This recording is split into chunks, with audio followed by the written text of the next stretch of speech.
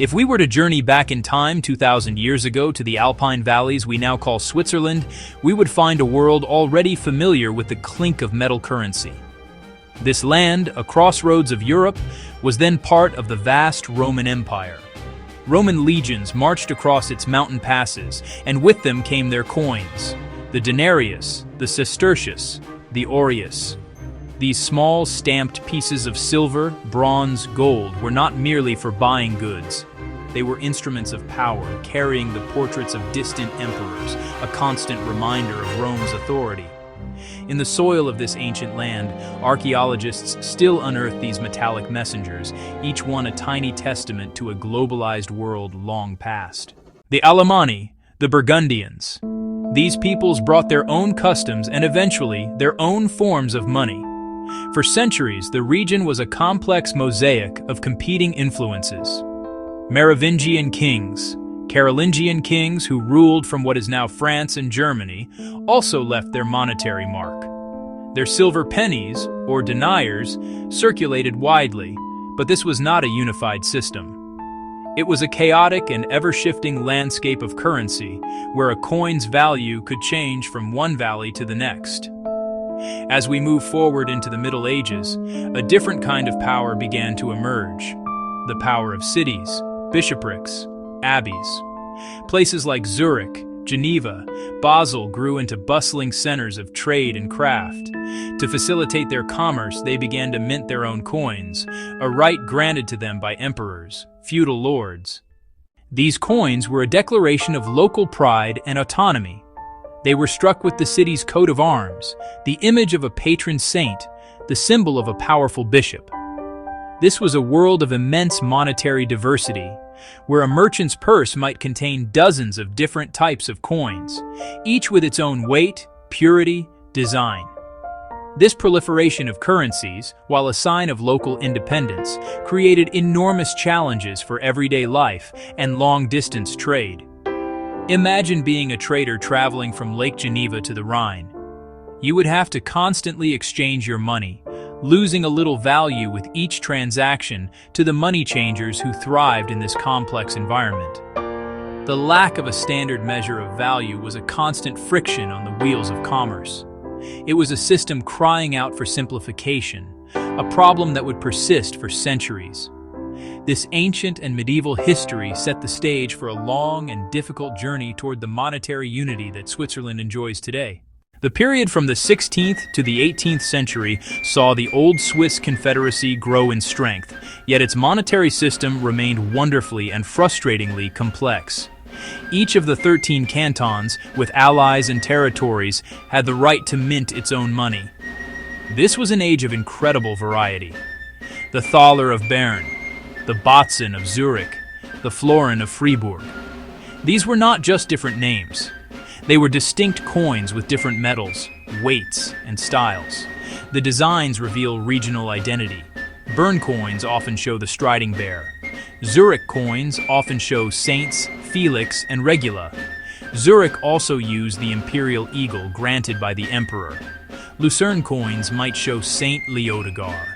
These were miniature billboards, proclaiming heritage, devotion, and political allegiance. A tangible connection, a piece of home you could carry in your pocket. But that rich diversity came at a high cost. Merchants struggled. Many refused foreign cantonal coins or accepted them only at a heavy discount. The dream of a unified economic space was still just that, a dream. The winds of change arrived with the force of a hurricane at the very end of the 18th century. In 1798, inspired by the ideals of the French Revolution, with the formidable backing of French armies, the old Swiss Confederacy was dissolved. In its place rose the Helvetic Republic, a centralized state to replace the patchwork of independent cantons with a single unified government. One ambitious goal: a single currency. For the first time, a law created a uniform monetary system for all Switzerland. Based on a new unit, the franc divided into 10 Batzen, divided again into 10 Rappen. A radical departure from centuries of tradition. New government mints: Bern, Basel, Solothurn. The coin designs were a deliberate break from the past. Gone, Local saints, coats of arms, bears of Bern. In their place, symbols of the revolutionary state, most common, a warrior in antique garb, representing William Tell, freedom and defiance. Reverse, simple wreath in the value, stark, modern.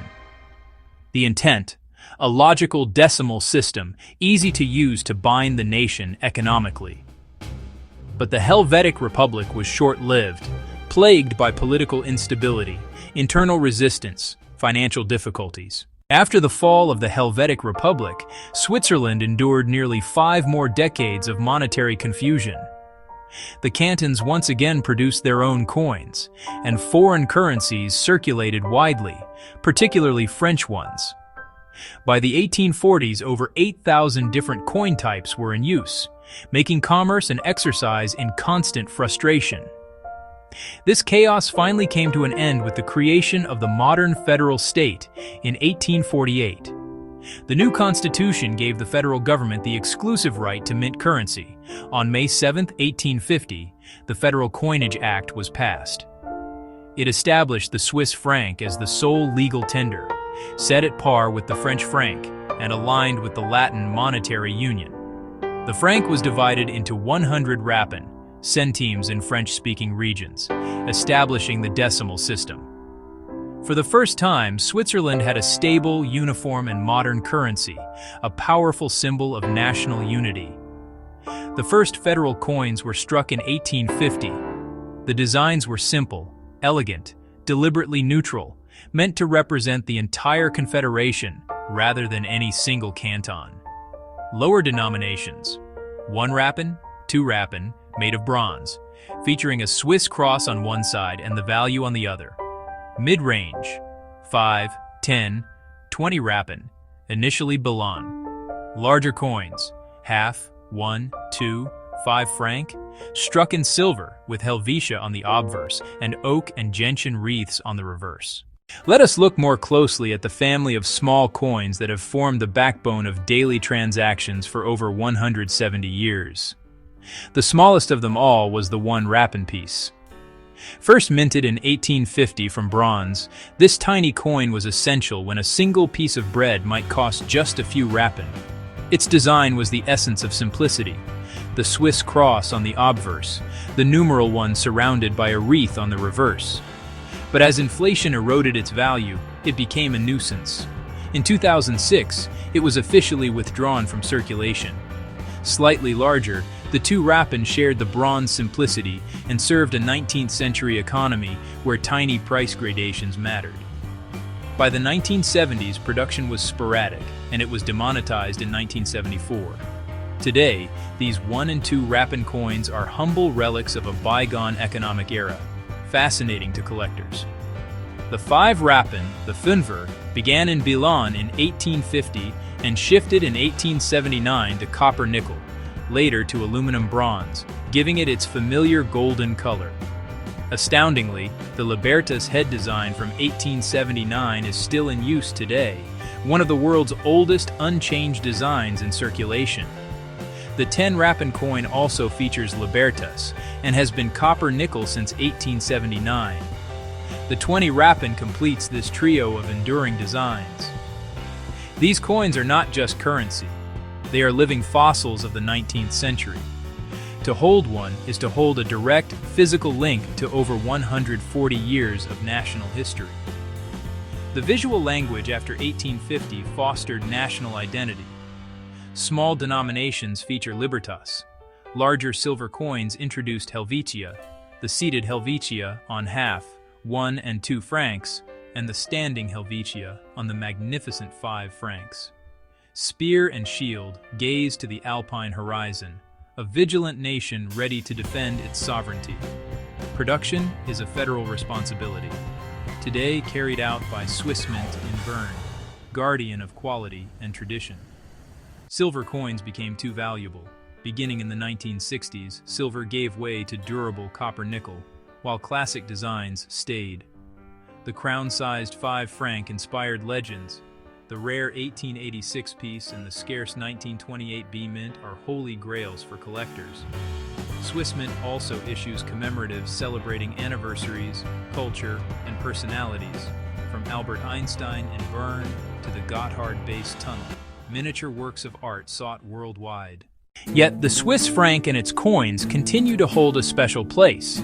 Their primary role remains practical, the change that pays for a coffee, a newspaper, or a train ticket. Their solid, dependable presence is a constant, a system so reliable it's taken for granted. For collectors, Swiss coins are historical documents. Each coin, with its date, mint mark, and design, tells a story. Collecting spans the chaotic cantonal era, the Helvetic Republic's fervor, and the modern federal state's stability. The hunt for a rare date, like the 1941 2 franc, or an error coin, adds thrill and investment. Beyond use in history, Swiss coins symbolize identity and sovereignty. The franc is a safe haven currency. The unchanging designs project continuity, dependability, quiet confidence. They manifest Swiss precision, quality, and long-term thinking. So, the next time you hold a Swiss coin, look closely. You are holding a piece of art, a fragment of history, and a symbol of a nation's journey. From diverse tribal and medieval currencies to the unified, respected franc of today,